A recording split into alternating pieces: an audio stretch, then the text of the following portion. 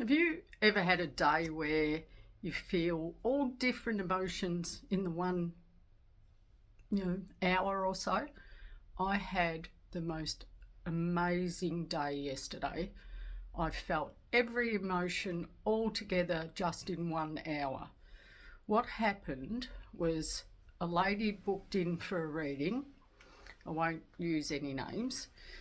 And when she came in, she pushed her son forward and said he's having the reading. So that was okay. That happens quite often, that people book in for somebody else and don't tell them that, they're having the reading. So her son was probably, looking at him, I'd say he would have been about 18, maybe a little bit older. So he came in for the reading and I sat him down in front of me and I said, "Okay, have you got a mobile phone?" "Yeah," he says.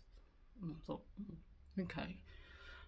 He had a very dark energy about him, and he obviously didn't want to be here. So I said, "Okay," "Get your mobile phone out. You're not having it." I said, "I don't want it." I said, "I'm just about to tell you you can record your reading." "I don't want to be here."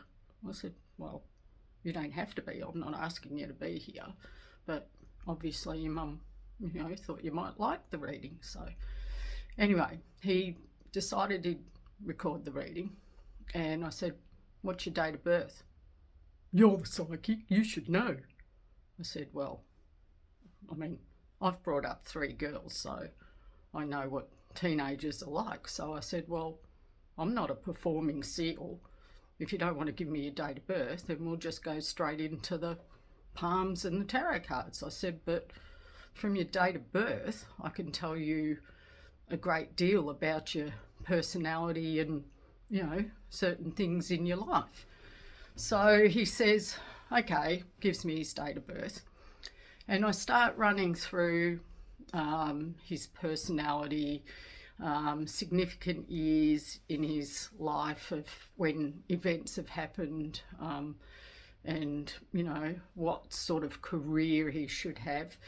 And I said to him, "With your date of birth, you should start a business of your own or be a leader," because he was born on the 1st of the month. And he goes, "I don't want to be any of that. I just want to sit on the dole and play computer games." And I said, "Well, if you don't want to follow the advice, that's fine. I don't really care what you do." I said, "I'm just telling you what is suitable for your date of birth." So, after that, I decided I'd start reading his palm.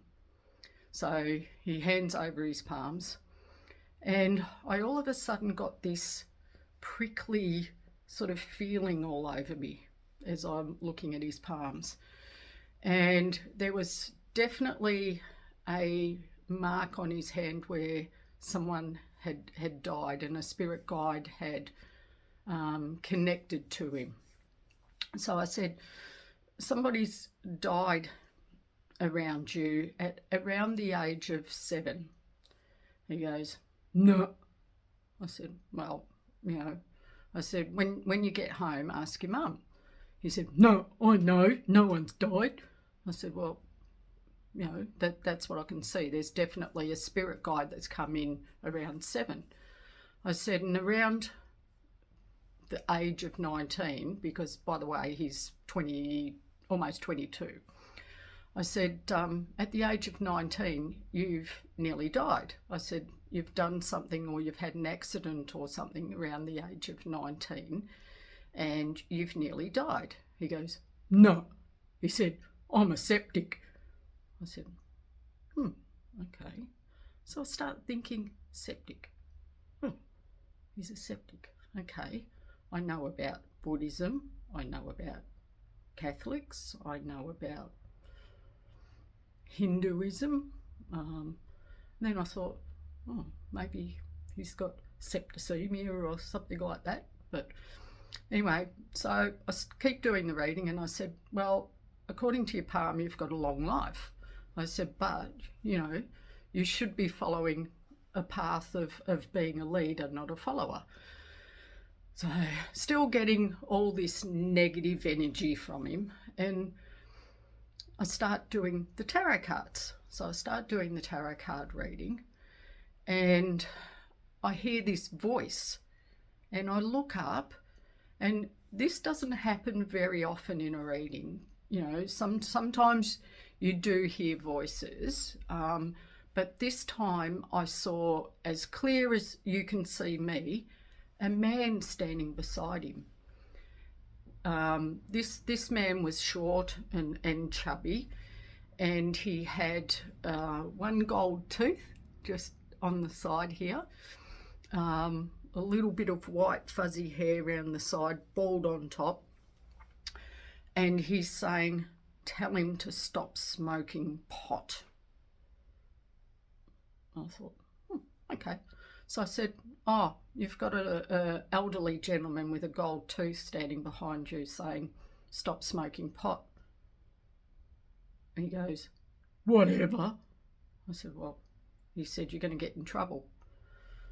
He goes, what do you mean? I said, well, this gentleman's saying if you don't stop smoking pot, you're going to be in big trouble. So he kept saying, oh, well, I'm a septic. So at the end of the reading, everything I said to this boy was negative. Didn't matter what I said, he had a negative attitude towards. So at the end of the hour session, which was, believe me, the longest hour I've ever had, he left with his mum. About 4 hours later, there's a phone call from his mum. And his mum rings me and she says, I would like to apologise for my son. She said, I've listened to the recording of your reading with him. She said, he'd said to you that you were full of shit. And I said, you know, I'm not here to believe, you know, for you to believe me. You know, I'm just telling you what I see. It turns out that he's not a septic, he's a skeptic. He doesn't believe in what I do. But the man with the tooth happened to be this woman's ex-husband's father, who died when her son was around about 8 years old. And ever since this boy had the reading with me, he has not come out of his room. And it turns out he has been smoking pot and she didn't know. And he got in trouble because on the weekend previously, him and his mate had smashed into a parked car and hadn't told anyone. So, you know, strange little things happen, and even though you don't believe it, or you don't want to be here, or you know, I'm not forcing anybody. If you don't want to be here, don't. If you don't want a reading, don't. But every now and again, something comes up and people go, I don't know. Maybe there's something in it, maybe there's not. Have a great day. Bye.